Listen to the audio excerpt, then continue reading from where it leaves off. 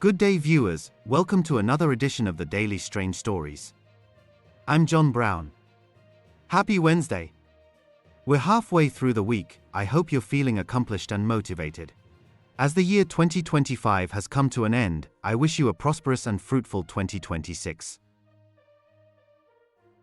Our lead story for today. Now under General Mkhwanazi's territory, Cat Matlala was secretly transferred to the world's biggest supermax prison in KwaZulu-Natal. In the dead of night on December 21, 2025, as the festive season cast a deceptive calm over South Africa, a clandestine operation unfolded, shrouded in a level of secrecy usually reserved for matters of national security. Vusimuzi Matlala, a man whose name had become a byword for the nexus of organized crime and political power, was spirited away from his cell in Pretoria. His destination was a place whispered about in hushed, fearful tones within the criminal underworld, the eBongweni Correctional Centre in Kokstad, KwaZulu-Natal. This was no ordinary prison transfer, it was a calculated, decisive move in a high-stakes war for the very soul of South Africa's justice system. It was a story of power, betrayal, and the desperate, audacious attempt to sever the strings of a puppet master from his vast, insidious web of influence. At the heart of this dramatic relocation lies a tale of a crusading police general, a compromised system on the brink of collapse, and a single, illicit cell phone that threatened to burn it all to the ground. The transfer, only officially confirmed by the Department of Correctional Services (DCS) on December 30, more than a week after it occurred, ignited a firestorm of speculation. While the DCS, through its spokesperson Singabakho Nxumalo, maintained that the move was a standard operational practice informed by security and safety considerations, the timing, the destination, and the sheer audacity of the operation suggested a far more complex and urgent narrative. Correctional Services confirms that on the 21st of December 2025, remand detainee Vusimuzi Matlala was transferred from Johannesburg II CMAX to a eBongweni correctional facility. What we need to highlight is that the transfer of remand detainees and sentence offenders between correctional facilities is a standard operational practice informed by a range of considerations, primarily security, safety, operational requirements, and effective inmate management across the correctional system. It has to be stated as well that the transfer of a remand detainee does not prejudice his or her legal rights or access to services. To truly understand why Matlala was moved to what is essentially a modern-day Alcatraz, one must first unravel the intricate tapestry of the man himself, the seismic political events that preceded his journey, and the unyielding resolve of the general into whose territory he was delivered. Vusimuzi Matlala is not just another crime boss. He represents a new, more dangerous breed of underworld figure, one who operates not just in the shadows but also in the corridors of power. Arrested in May 2025, he faces a staggering 11 counts of attempted murder, alongside a litany of other serious charges including conspiracy to commit murder, money laundering, fraud, and attempting to defeat the ends of justice. The most prominent of these charges stems from a brazen, cold-blooded attack in October 2023 on the N1 highway near Sandton, Johannesburg. The target was his ex-girlfriend, the actress and socialite Tebogo Thobejane. In a scene that could have been ripped from a gangster film, Thobejane's car was riddled with bullets. She miraculously escaped with a wound to her foot, but her friend, a passenger in the vehicle, was not so fortunate, sustaining a severe spinal cord injury that would change her life forever. It is alleged that Matlala paid a sum of 150,000 rands for the failed hit, a chilling testament to the brutal lengths he would allegedly go to silence those who crossed him. The incident was so traumatic that Thobejane reportedly fled South Africa in fear for her life, a stark illustration of the terror Matlala's name inspired. Ms. Thobejane had fled the country out of fear for her life. And she communicated with the investigating team, Sergeant Mbele, last night, indicating that she still fears for her life. That's why she will not return to South Africa. So her life, in a sense, has also changed forever after the shooting incident. The applicant is, by his own admission, a dangerous criminal with no regard for human life. Apart from arranging the killing of Mr. Thobejane in cold blood, he endangered the lives of the occupants of the motor vehicle they were travelling in. 15.2. The crimes that he is charged with are at this stage conspiracy to commit murder, 3 counts of attempted murder and money laundering, and if he is convicted will face long-term imprisonment. But Matlala's alleged criminality extends far beyond personal vendettas. He has openly, almost boastfully, admitted to bribing senior police and government officials with hundreds of thousands of rands, weaving a web of influence that allegedly allowed him to operate with near-total impunity. And the payments that you made in order to ensure, or to try and ensure that the contract wouldn't be cancelled, are nothing more than bribes in just common parlance. Is that correct? No. No. So what do you think a bribe is? A bribe? Yes. I know what a bribe is. Tell me what you think a bribe is. A bribe is to... Yes, tell me how a bribe works. Is to give someone money in exchange for a favor. Yes. Isn't that what you did? No, it's not what I did. Did you not give Taylor $500,000 in exchange for a favor? If you were in my shoes, you would do it as well. No, that's not the question. The question is that not what you did? Did you not give Taylor $500,000? Yes, I gave him money. For a favor. That's a bribe. I was not bribing him. You were. You're in denial, but you were. In my view, Mr. Matlala, you're not a businessman. You're a crook. I am. You're a thief, you're a fraud, and you're corrupt. And the problem in this country today is that people like yourself clothe yourself in the respectability of calling yourself a businessman when you are nothing but a dishonest thug. You make an illicit fortune by stealing from the poorest of the poor. It's people like you and your associates that have robbed generations of South African children of their futures. Shame on you, sir. I'm finished, Chair. It is these deep-seated connections that made his continued incarceration at the Vusimuzi Correctional Centre in Pretoria, a stone's throw from the seat of government and the heart of his network, so perilous for those seeking to bring him to justice. He was a spider in the center of a vast web, and even from behind bars, he could still feel the vibrations and pull the strings. The catalyst for his dramatic relocation, the spark that lit the fuse, came in July 2025 with the discovery of a cell phone in his prison cell. This was no ordinary contraband find. The raid was secretly ordered by the National Commissioner of Correctional Services, Mkhwanazi Samuel Thobejane, who, in a startling admission of the depth of the rot within his own department, revealed that he did not trust his junior officials at the prison. What informed that rationale? Well, good morning, and good morning to your viewers. Cat Matlala is at the CMAX Correctional Facility because of a reclassification. He is classified as high risk. But also, secondly, we continue to do searches, especially these types of searches that we did last night. On Sunday morning, we did a surprise search and we found a cell phone in his possession. At that time, he was in a section called local. So that's basically a section that is a section that houses medium to low risks. He was at medium local. Yeah, and have you been able to ascertain how he was able to get his cell phone into the prison cells, considering that part of the raid as well, we've seen, even with other correctional centres, is that that contraband is found on some prisoners? Well, we are busy with that investigation, and we will, once we are very clear about how it happened, be able to pronounce. When confronted, Matlala desperately tried to flush the phone down the toilet, but officials managed to retrieve it. What they found on that device was nothing short of explosive.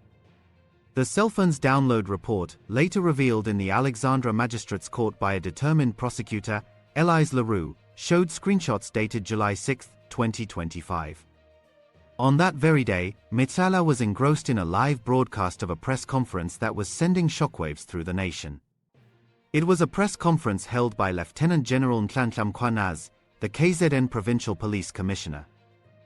On the 14th of May this year, 2025, the task team arrested Vusimuzi, who is also known as Cat Matlala, for an attempted murder ×3. I must highlight that this Mr. Vusimuzi Cat Matlala is an individual who was awarded a police contract of over 360 million rand in 2024. An analysis was conducted on electronic communication of this arrested person. This analysis reveals communication between the arrested Vusimuzi at Cat Matlala, Mr. Brown Mokhotsi, an associate of the Minister of Police, as well as the Minister of Police, Sandton. The phone also contained a contact list that read like a who's who of the security cluster, including a number for a warrant officer Faneni Zungu of the Elite Hawks unit, saved under the cryptic and telling name operator. The implications were staggering. Even from within the confines of a maximum security prison, Matlala was not only in communication with the outside world but was also monitoring, in real time, the very man who had declared war on him and the corrupt system he allegedly represented. General Mkhwanazi's press briefing on July 6, 2025, was a moment of unprecedented defiance in the history of democratic South Africa. Appearing in full Special Task Force regalia, flanked by masked, heavily armed officers, he declared himself combat-ready and willing to die for the people of South Africa. Safety of South Africans is in jeopardy. At least Mkhwanazi still has a firearm. He still has a men and women that he works with. He can still somehow protect himself. There are men and women out there that are vulnerable. They've got no one to protect. So we can't be worried about our own safety. We must worry about the safety of the citizens. So ours is to go out there and lay our life to protect them. That is my only concern right now. He proceeded to unleash a torrent of allegations that painted a terrifying picture of a criminal justice system captured by a powerful cartel. He accused senior police officials, prosecutors, intelligence operatives, and politicians of colluding with criminals. He claimed that 121 case dockets from the political killings task team had been unlawfully removed from KZN and were gathering dust at the national headquarters. But his most damning allegations were reserved for the then police minister, Sandton, and his alleged links to Cat Matlala.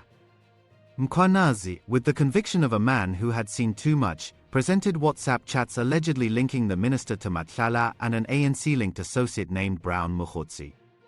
He revealed a 360 million rand irregular SAPS healthcare tender that had been awarded to Matlala's company in 2024, only to be cancelled by the National Commissioner General Fanny Masemola in May 2025.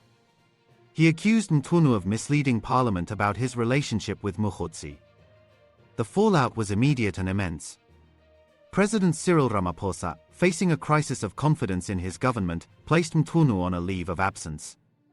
Two separate inquiries, the Judicial Commission of Inquiry, Medlanga Commission, and a parliamentary ad hoc committee, were hastily established to investigate Mkhwanazi's bombshell claims. It was in this climate of high-stakes political intrigue and a desperate need to regain control of a narrative spiraling into chaos that the decision was made to move Matlala. And there was only one place in South Africa that could guarantee his complete and utter isolation, eBongweni. Located in the remote, windswept town of Kokstad in KwaZulu-Natal, eBongweni is not just a prison, it is a fortress of solitude and despair.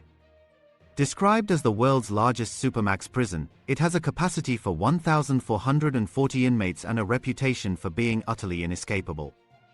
Prisoners are kept in solitary confinement for 23 hours a day in stark, windowless cells. The security is so extreme, employing state-of-the-art technology and psychological tactics, that the facility boasts a contraband-free environment. It is a place where South Africa's most hardened and dangerous criminals, men like the infamous serial rapist Ananias Mate and notorious gang leaders, are sent to be broken, where their connections to the outside world is severed as if by a surgeon's scalpel. It is a place where communication with the outside world is, for all intents and purposes, impossible. It's the home of the condemned. designed to keep hardened convicts away from society. It's the only one of its kind in Southern Africa.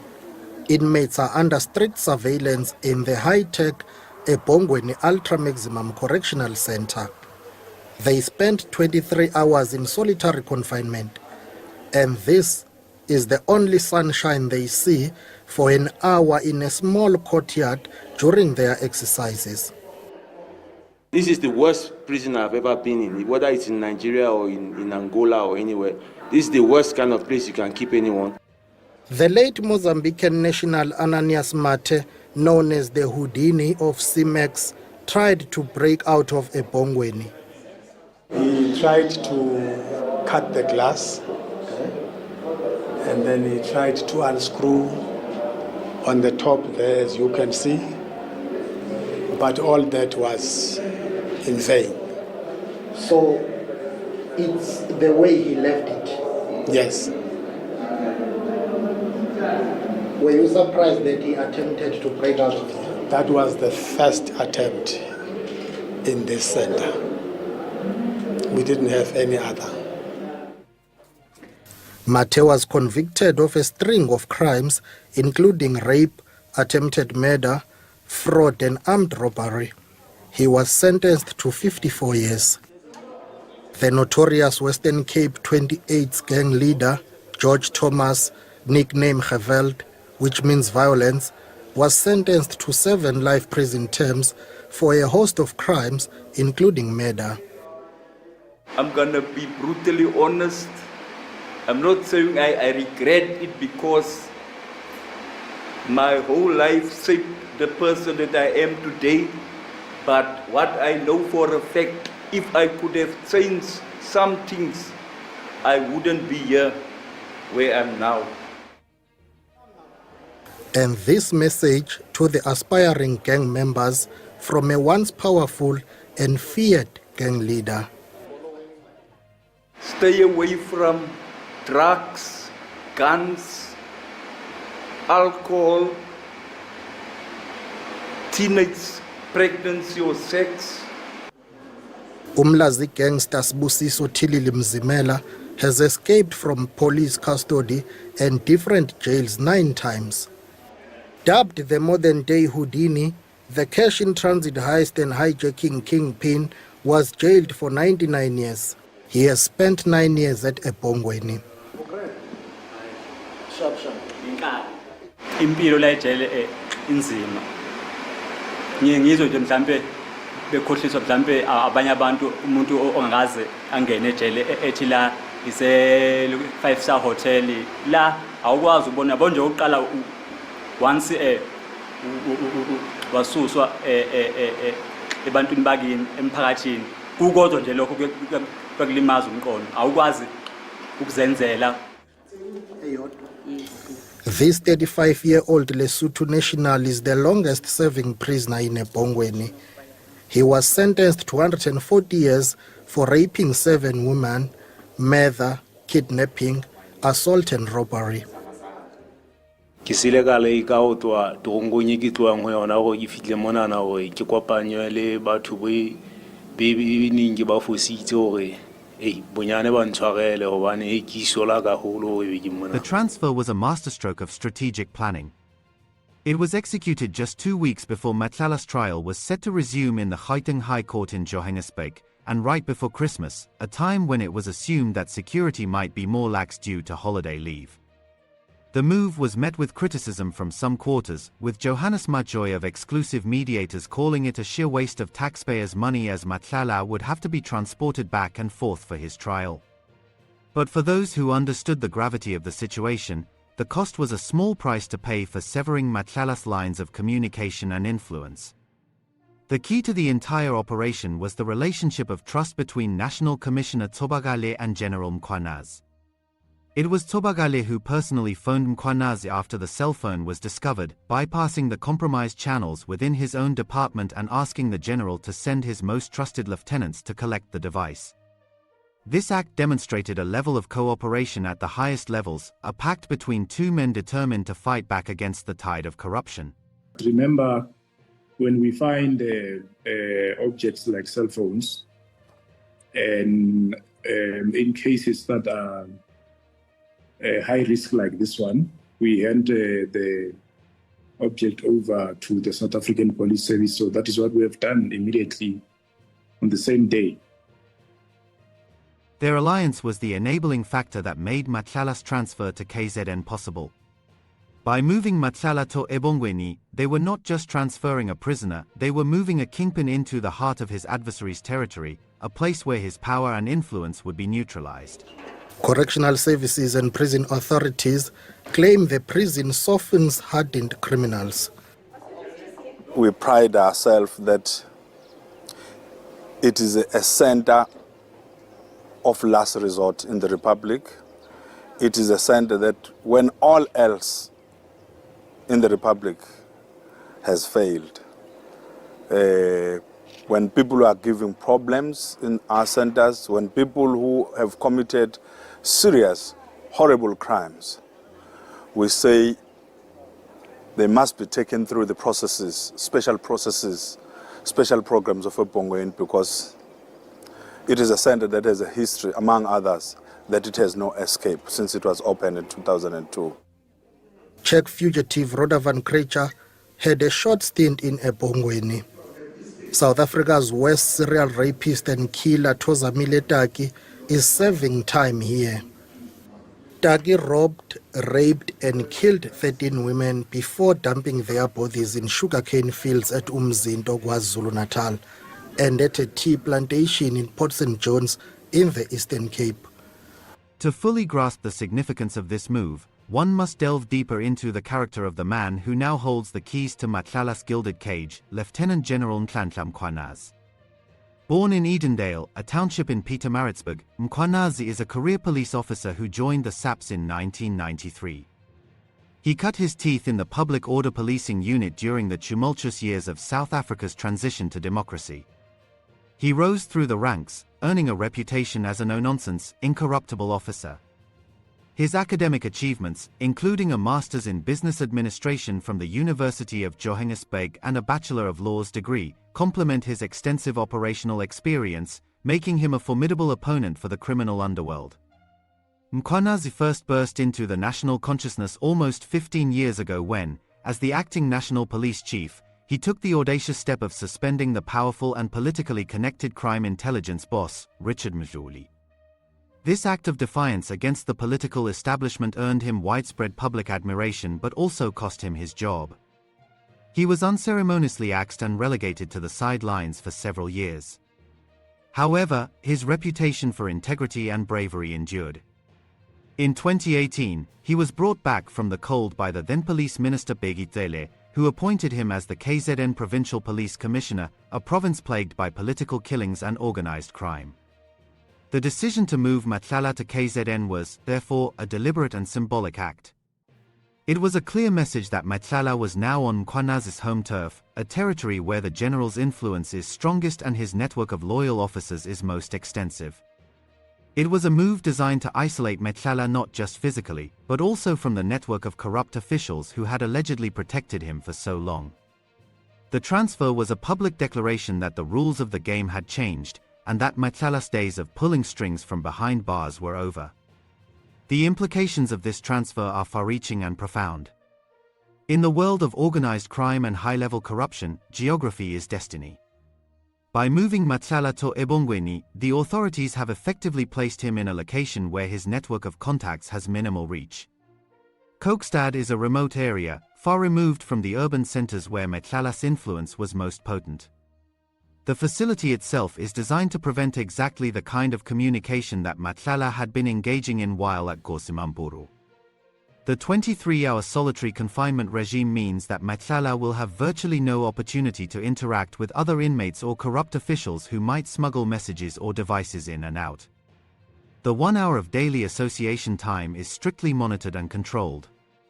This is a far cry from the relative freedom he enjoyed in Pretoria, where, as evidenced by the cell phone discovery, he was able to maintain contact with the outside world. Moreover, the transfer sends a powerful signal to the criminal underworld and to corrupt officials within the system.